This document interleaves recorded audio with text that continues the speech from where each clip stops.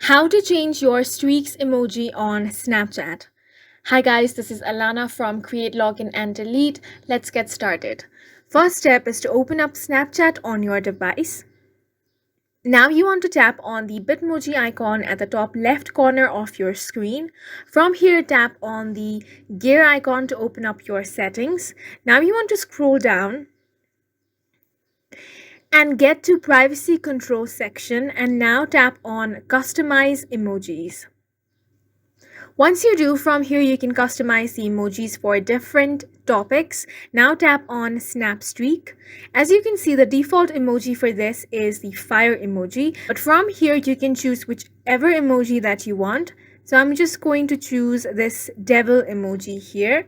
Now head back, and now that is going to be your Snap Streak emoji. And that is how you can change your streaks emoji on Snapchat. We hope you guys found this video helpful. Please make sure to hit the like button and subscribe for more helpful tutorials.